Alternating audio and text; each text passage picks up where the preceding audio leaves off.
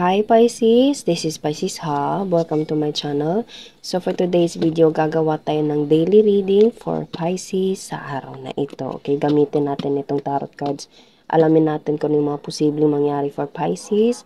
Gabay, mensahe ng tarot cards sa araw na ito. Okay, so reminder lang po na ito ay general reading Pisces. So pwede pong mag-resonate, pwede pong hindi. Okay, and ang ating daily reading ay always pong timeless. So, kahit anong araw, buwan o taon mo ito napanood, basta mag-resonate po sa sitwasyon nyo, take nyo lang, okay? And wala po tayong gender specific. Lahat po ng gender ay welcome po sa ating channel and sa ating reading. Kahit masculine or feminine ay pwede pong mag-resonate sa babae, lalaki, and LGBT. Okay? So, ano po ang message niyo po for Pisces sa araw na ito? May nag-flip. Oh, 9 of Pentacles. Okay. Wow. So, there's a financial abundant. Pwede din. Okay. So, ano pa po ang message niyo po for Pisces sa araw na ito? Ano pa po ang message niyo po for Pisces? Queen of Cups. This is you, Pisces. Okay, kahit queen to siya, pwede po to siya mag-resonate sa lahat po ng gender. Okay, so, wow, there's a self-improve. Okay, self-improvement, self-upgrading.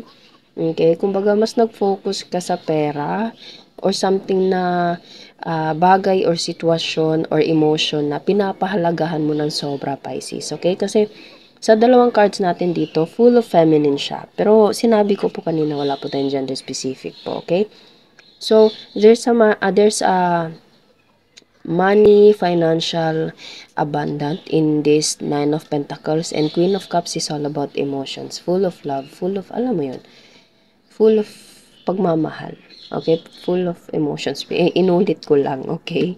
So, two different aspects in life but same person. Para po siyang ganun. Okay? So, ano pa po ang message niyo po for Pisces sa araw na ito?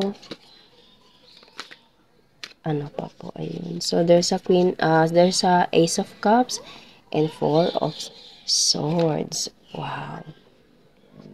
Meron kang, sa nararamdaman ko, Pisces, bigla ko na ano yung word na detachment. Okay. Detachment and surrendering everything. Kasi sa nararamdaman ko, unang-una kong napansin itong Four of Swords. And this card kasi is always kung sinasabi na surrender everything to God. Okay? Just take a rest. Wag masyadong pahirapan yung sarili. Wag i-pressure. Okay? Relax ka lang. Okay? Kasi always ko pong sinasabi, Pisces, na pag para sa'yo, para sa'yo. Okay? And there's a Ace of Cups. There's something na darating sa'yo na kung saan papahalagahan mo to ng sobra. Nakikita nyo, after surrendering everything to God, Pisces, after, relaxing, taking care of yourself, self-improvement, sinabi ko kanina, pag hindi mo pinipressure yung sarili mo, Pisces, kumbaga, you learn to detach, you learn to let go, okay, you learn to surrender, yun yung time na ibibigay ng universe, ibibigay ng Panginoon, ibibigay ng angel mo kung ano yung hinahangad mo, Pisces, okay? So, meron ako na sa kay Tony Gonzaga. Ilalagay ko po yung sinabi niya dito, hindi ko po kasi maano. Pero parang ganun yung thought niya, na parang you don't have to pressure, you don't have to, alam mo yun, parang aggressive na gusto ko ganito, dapat ganito yung mangyari, okay? Kasi lalo siyang lumalayo. Okay, so you have to learn to surrender everything to God. You have to learn to detach and to let go. Okay, kasi kung para sa'yo, Pisces. Okay, so ganito yung napabasa ko dito sa Four of Swords. And nakikita nyo, galing sa Four of Swords dito, yung Ace of Cups dito is papunta kay Queen of Cups. And yung Queen of Cups, she or he feels everything. He feels happy, okay, abundant in emotion and in money. Okay, lahat ng gusto sa buhay, andito sa dalawang cards na nandito. Okay, coming from Ace of Cups, na kung saan ganito yung sitwasyon mo, Pisces. Ganito yung ginawa mo, kaya magiging ganito yung detachment. ba't mo paulit-ulit yung sinabing detachment, okay? So, ganito yung magiging outcome coming from this kind of decision or action, Pisces. Okay? So, bottom of the deck is Page of Wands. You have to focus on something na makakatulong sa'yo on how to grow, Pisces. You have to learn how to know the priorities. Okay? Kasi nakikita nyo sa Page of Wands na nandito. Ito kasi, itong kahoy na to is like opportunity. And you have to focus, you have to give time, you have to give effort, you have to give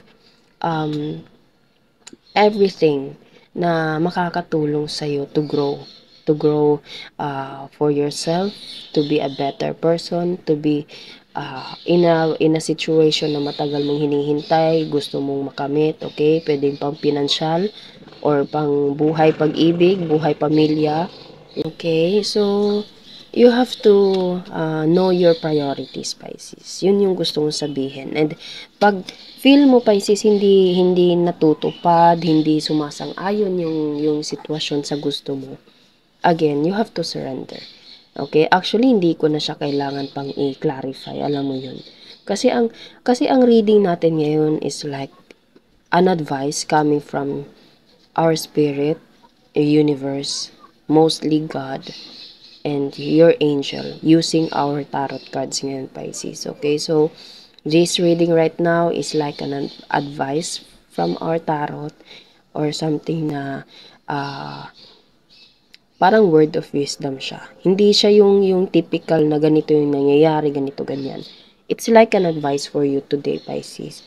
And hindi ko kasi siya pwedeng gawan ng scenarios, Pisces. Kasi yun yung nababasa ko dito. Okay?